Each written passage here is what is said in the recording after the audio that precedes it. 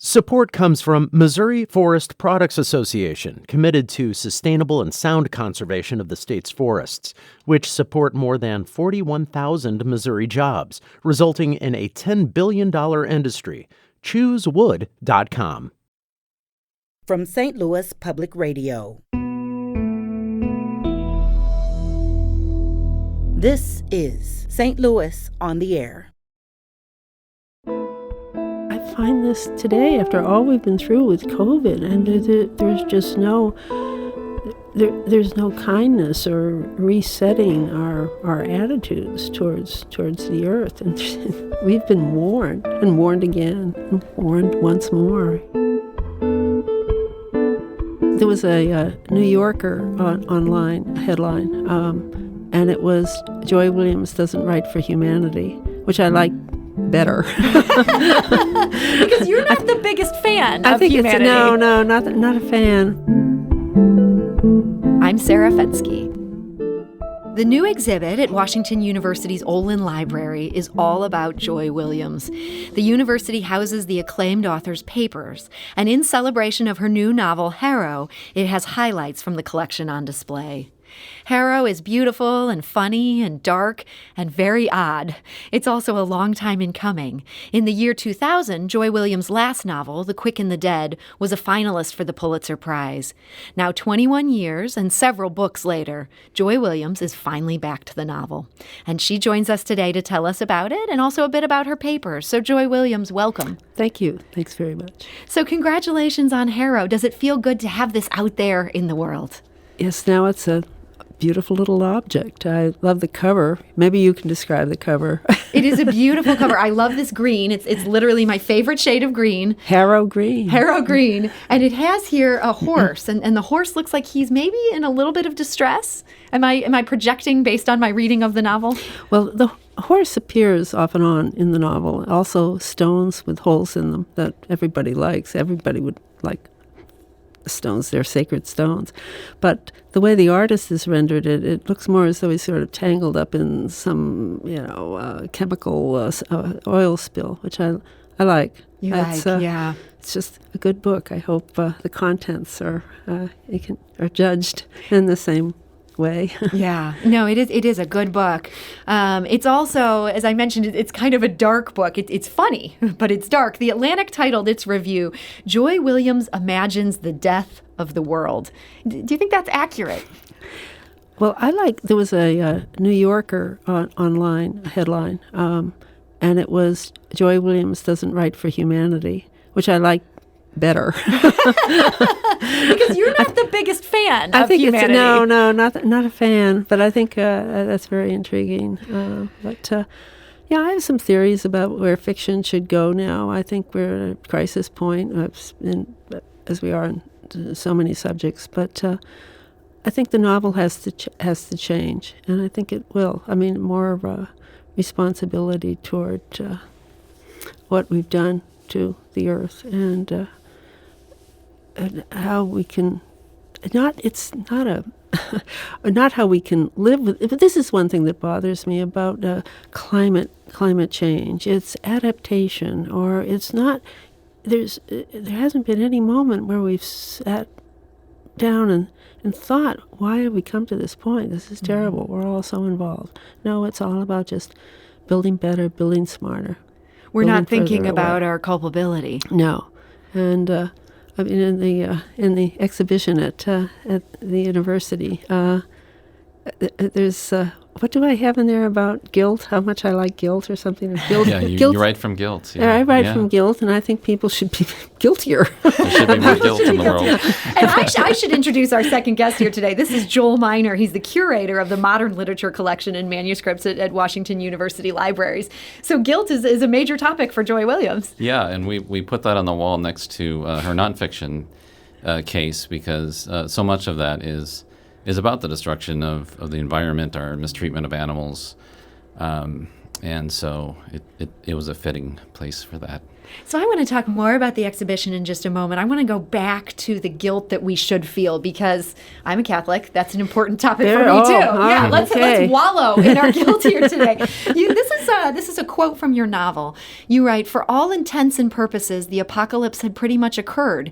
The incomprehensible beauty of nature was no more, but most had accepted the destitution done in their name. It was over, and now it could begin," was the way those on the outside justified their refreshed complacency. Is that about us today? Oh, yes. Thank you so much for pulling that out of the book. I mean, that's very succinct. It's a wonderful paragraph. How do you do this? I mean, you did that. Oh, yes, very much. I was just watching CNN this morning, and it was some guy who was going to run for governor of Pennsylvania, and he kept talking about broadband.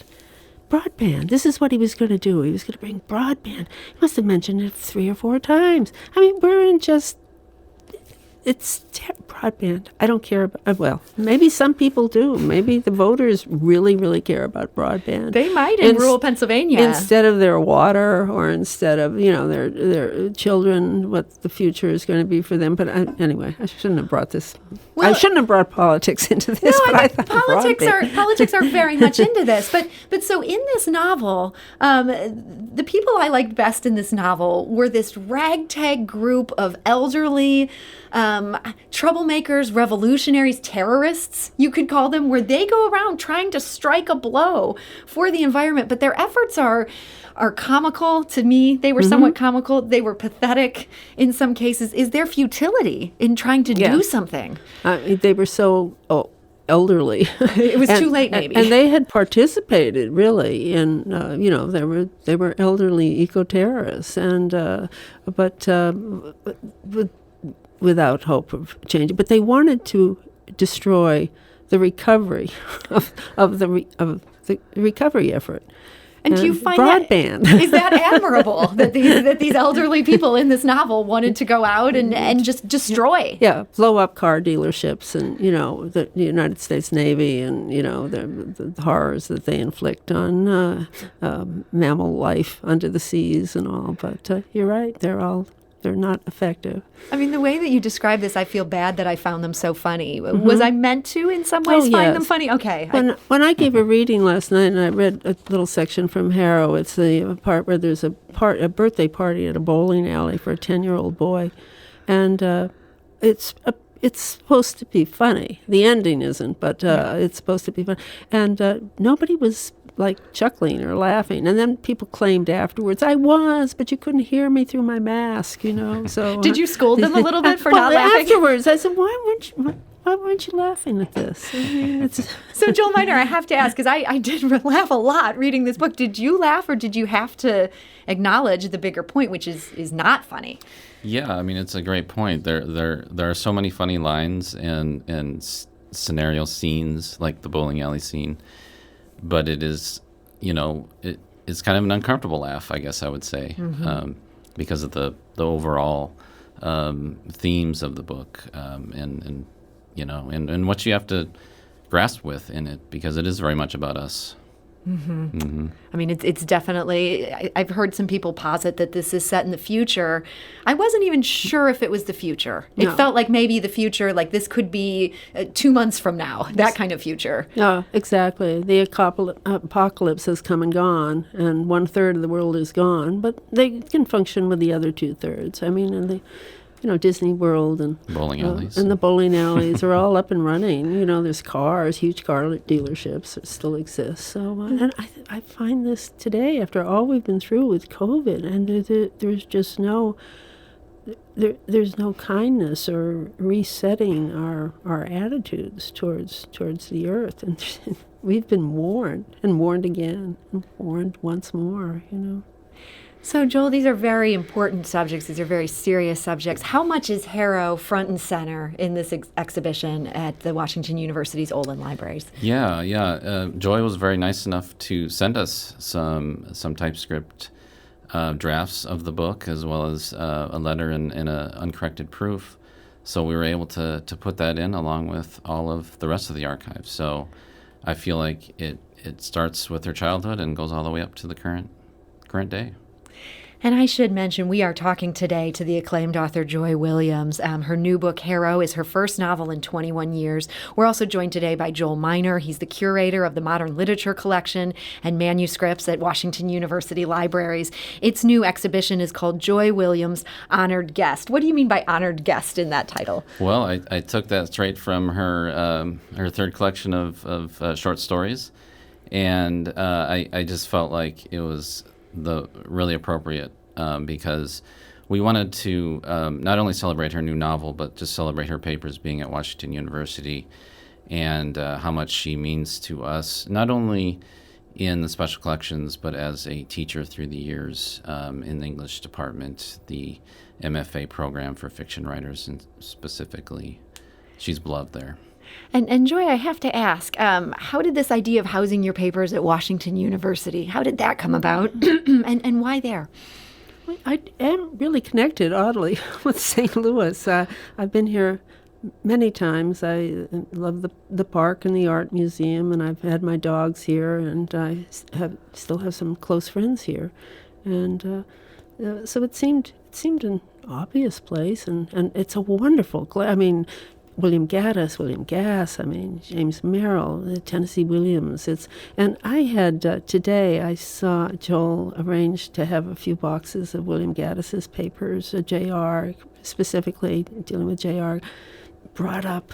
And it was so thrilling for me to look at that. And then they even brought up one of his typewriters. And so it's a wonderful, wonderful place to go. And the staff is lovely. And if you're serious about a writer, you can actually see how their mind was working or not working on a specific page. So, Joy, you're there. The big exhibition is all about you, but you're combing through other writers' archives. I could have stayed there forever, looking through Mr. Gaddis's papers, and it's a lot of fun and so beautifully, presented. I was a little alarmed actually when Joel introduced me yesterday, and he was like quoting things from what they had found going through the papers I'd given. Apparently, I hadn't combed through them quite as perhaps you turned over a little too much extensively as I might have, but. Do you remember something that stood out to you where you're like, oh boy, I didn't know that was in there? I know. Oh yes, yeah. A few things. Oh, can I tell the funny thing about the vintage contemporary from Breaking and Entering? This is a novel, third novel. When was it? The 80? Late 80s, 89. They were promoting it. Vintage Contemporary was promoting it as sort of a beach book, and. They wrapped it in plastic with a pair of sunglasses, black sunglasses in it. And I'd carried around this. I hadn't carried it around, but I had this copy. And I gave it to Joel. 30 years, these sunglasses have been in plastic wrap in the Breaking and Entering. And I look in the exhibit, and I said, where did you get that pair of sunglasses? And he just opened the plastic, taken the sunglasses out, and propped it in one of the on the shelves. And I was like, what kind of curator? In our defense, it was just snapshots. It's a snap that snaps right open. So. Okay, you didn't have to destroy anything to get the sunglasses out. I know, destroy plastic. I hope you recycled the plastic. My reputation is on the line here. That's right. So, Joel, that's something that stood out to Joy when she's looking at this exhibit. What, as you're combing through Joy's papers, has stood out to you? Well, most of all are the typescript drafts. And, one thing that I love about Joy's archive is she still writes on the typewriter. And so she creates these beautiful drafts that students and scholars and fans can come in and see the evolution of the story, of the novel. You're not just deleting when there's a paragraph you don't like. You'd have to strike that out or throw that page away. Scotch tape, scissors, You're cutting and pasting paragraphs. Yes, yeah. Wow. That seems like that makes things a lot harder. Well, no, I can't imagine working on a computer or anything. I would think that would be so confusing. Because you came up typing and just stuck with it. Right. And to me, but it does, it's a lot of cutting out. I've got these lots of Scotch tape dispensers. I've got them everywhere. Laramie, Tucson, Maine, with the Scotch tape. You're keeping Scotch in business. I'm always prepared for, if I have to cut something. And so, Joel, as people are looking at this at the exhibit, they can see how a paragraph or how a page has evolved. Exactly, yeah. And I should mention we have an online version of the exhibit, which we have more pages from that typescript that you may not see in the case, and so you can even really see that evolution of the editing. And it's just amazing. The other thing I would mention are the files of correspondence with other writers. Joy is associated with so many other giants in American literature that are there in that archive. Who are some of the writers we see her corresponding with? Well, Don DeLillo is a big one, and Raymond Carver, Annie Dillard, and William Gass. I could go on. I wonder, though, about, so many of us who are, communicating with each other through email or, God forbid, even through text, where there's not going to be the records of this correspondence back and forth. Does that kind of break your heart as a curator? It does, and that's why, that's what I love about Joy's archive, is I feel like it's a real physical archive. Not that there's anything wrong with, we do digital archiving as well. We have great staff working on that, and so that's the reality of most writers these days. But it's great to have this to work with for those reasons. And so, Joy, you're a fan of these other writers' work and looking through their archives, and you're getting a glimpse of this. Do you worry that going forward, all we're going to have is some Google Doc where somebody has deleted everything that they didn't like? There is no cut and paste. It's all just, with a stroke, it's gone.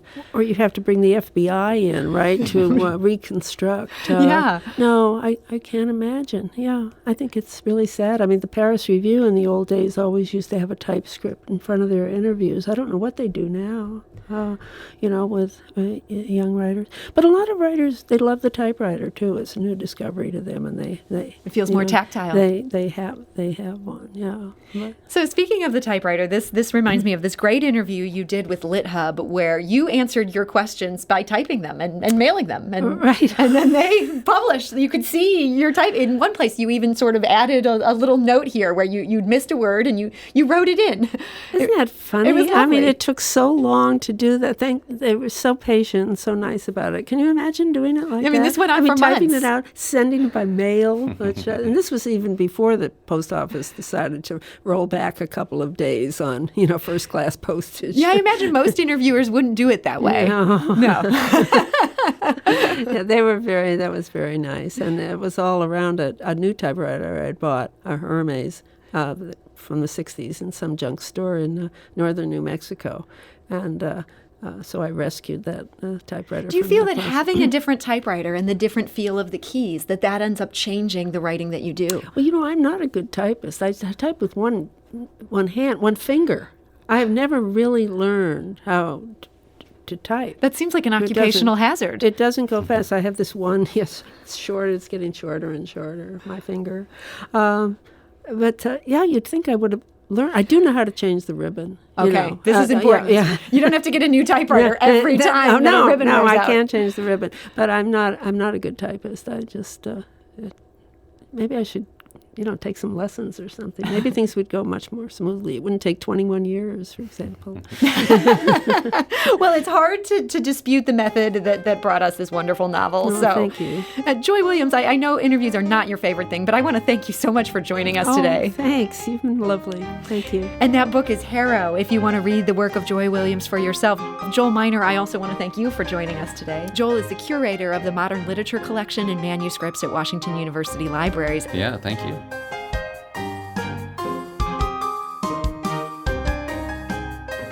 This episode was produced by Evie Hemphill, with audio engineering by Aaron Dorr and production assistance from Jane Mather-Glass. This podcast was mixed and edited by Aaron. Our executive producer is Alex Hoyer.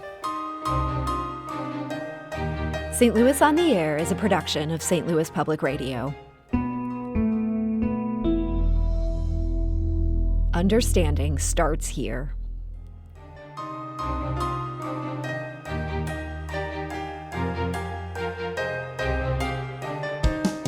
Do Do you find yourself regularly listening to episodes of St. Louis on the Air?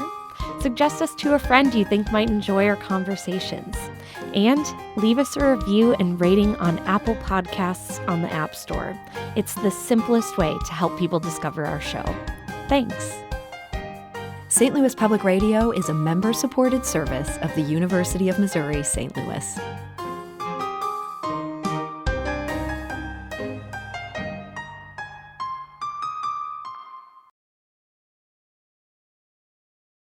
Support comes from the Missouri Forest Products Association, providing more than 41,000 jobs in the production of wood pallets, railroad ties, white oak barrels, hardwood floors, and more.